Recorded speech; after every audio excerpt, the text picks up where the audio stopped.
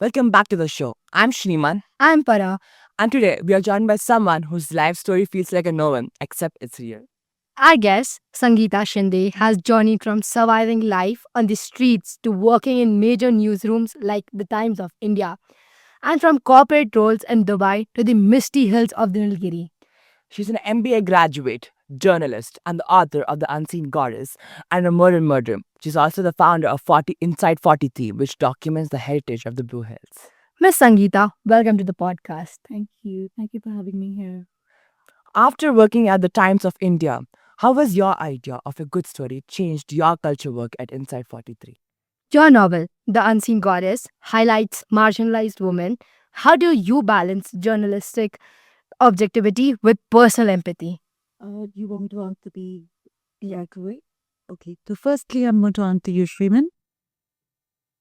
Times of India is, or the was at the time, the world's largest English language newspaper. And it was wonderful to work there. But a newspaper, especially if you're sort of doing feature, is a very limited option. You can't really deep dive into a lot of things. And I realized good stories require a bit of a deep dive and they need to be very personal. If you're doing a daily, it's literally every day the script is changing. Now, okay, today you're interviewing somebody, you go 5 minutes here and then you go 7 minutes there. I wasn't really doing investigative journalism. I couldn't get into the heart of things too much. So while it was very satisfying and I learned a lot, it was working with magazines. I worked in Jordan as well. I ran the largest lifestyle magazine in the Middle East. I ran the National Cultural and Tourism magazine for the Kingdom of Jordan. And over there, I learned that a good story involves telling stories of real people, not just the news flash. It's the why, the hows, where people get to their journey. And this is something I've been able to do with Inside 43. I grew up in this district, and to do a magazine for this district, it's an unusual one. It's a volunteer-driven, crowd-funded publication. We get to interview people like Rakesh Sharma, the first Indian man in space, who lived in the military. But I also got to interview a hippie who has served the Kunul Club for 71 years. He started at the age of 9 working as a ball boy, and he 71 years of service that nobody really ever said, hey, well done. You've, been here, you've done the same role, you've been part of that institution for so long. We're able to give people a pat on the back. We're able to talk about wildlife. We're able to talk about two blind musicians in Kotagiri who've set up a music school. We're able to interview village cricket teams and football teams. And it's that deep, immersive dive into local life that sort of almost gives you this sense of belonging to everyone. This is so incredibly powerful for me personally and for those eventually the people who are reading the magazine. So a good story for me is telling the actual story of a real person and not just the news around a person. And that would have changed. Unseen Goddess, marginalized women. Journalistic objectivity with personal empathy. I don't think this is possible. It's just not possible. For me, The Unseen Goddess was very, very, very personal because it involved writing a lot of my personal experiences of living on the streets and coming across people who were living there with me. The story is again very personal because it involves a woman who worked for me. It's based on her life. She was bought and sold 3 times. And yet when you meet this woman who lives in the slum, who walks 1 kilometer to go to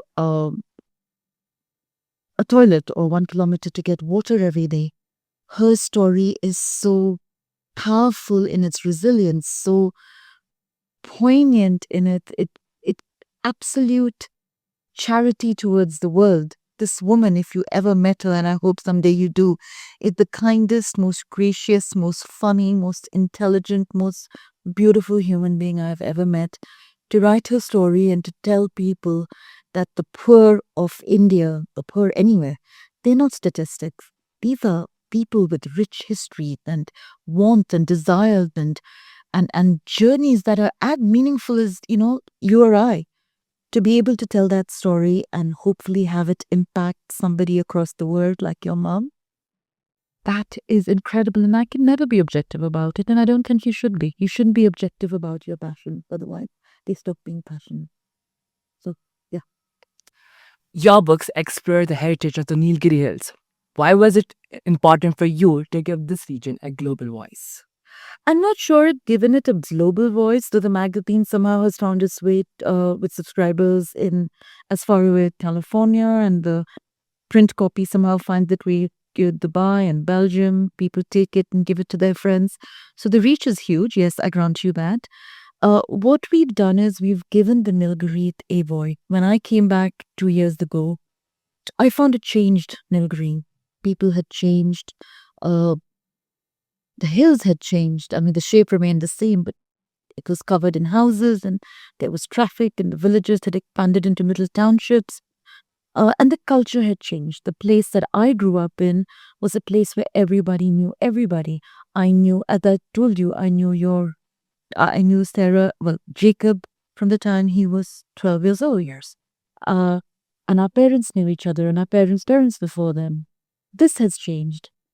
Um, a lot of new people have come in, of course, they should. Everyone wants to live here, it's a beautiful place, but something fundamental, that sense of community had gone away, and this is what I wanted to restore, to show those who were coming in, those who had lived here for a long time, who had a generational impact, that we're all part of the same family, we're part of the same, equation, we're facing the same challenges. You may have a house that's, 20,000 square feet, and there might be a Paniya person living in a hut down in Masnaguri, but we're all experiencing the same district in different ways, and we're connected to each other. And I think that's what the magazine has done. It has brought connection. It sat as this umbrella over the Nilgiri. It's run by volunteers, from photography to design to editing to fundraising to advertising to the legal advice we get to the social media website. Everything is done by a bank of volunteers across the district, and that in itself has brought the community together. So, yeah, we're trying to restore that sense of community, which I personally feel was starting to get lost. That's what Inside 43 have actually done, and I believe, and I hope it continues. And yeah, we'd love for the shepherds to be more involved, like students to write for us, perhaps. They say animals see the soul better than humans do.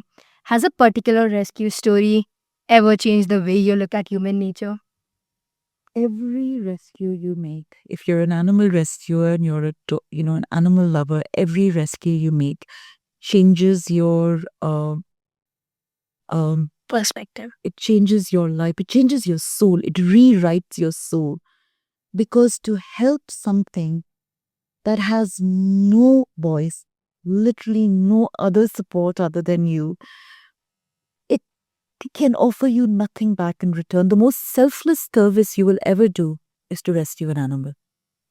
I have rescued up to date 61 animals single-handedly. This includes a Brahmini kite in Bangalore, which almost took my hand off. And it stayed with me for 4 days. We took it to the vet. The vet refused to treat it because it was so aggressive. We kept it in a box. I used to feed it like little bits of meat and little, like water, literally through a tube in this wooden tin. It almost pecked its way through this cardboard crate I put it in. And eventually we took it out and he sort of hopped around this terrace that I had, went back into the box, and this happened every day. And then on the fourth day, he flew up to this ledge, and he flew away, and I never saw him again. But that sight of him flying away back into his life, tears still come to my eyes when I think about it. I think my favorite rescue story is my dog, Defi, who's named after Zephram Cochrane from Star Trek. I found him by the side of a road when I was living in Jordan. And Defi was we were driving down to the Dead Sea, and we saw this thing behind a truck, which I thought was a pile of mud. It turned out to be a 9-month-old pup, a local pup.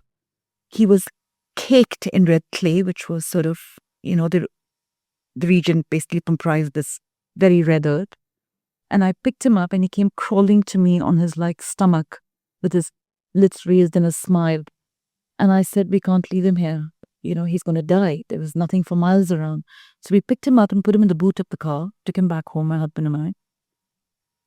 It took me 2 hours to wash off the mud off him, and he just lay there and he slept for 4 hours in my lap after that. I was 3 months away from leaving Jordan. I used to volunteer with the shelter there. The shelter refused to take him because it was up to here with animals.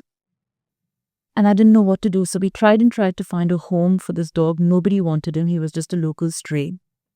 So I spent the last of my savings and I put him on a plane and I brought him back to India. From the moment he left Jordan, he was escorted by the Secret Service of Jordan onto a plane because the landlord headed the Secret Service to Bombay, where one of the pilots fell in love with him and stayed with him in the hold. To flying from Bombay to Kunnur, to Coimbatore, where he came off, in this box on this luggage, sort of this one little trolleys, onto the, what do you call them? The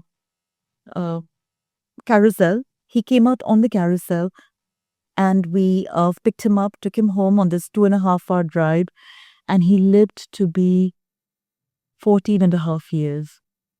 Great. He had the life of Riley. He never forgot his childhood. He was quite traumatized. He wasn't the friendliest, most expansive, wagging of dog, but he was a happy dog and he was a beautiful dog. And it was a cross-country international rescue that I did, which was, a good thing that I did, I think, by bringing him to India. That's a great thing. Miss Sangeetha, hearing your journey today has been a profound reminder that our past does not define our destination. It only defines our purpose. Your transition from the frontlines of global journalism to the soulful preservation of Nilgiris is truly remarkable.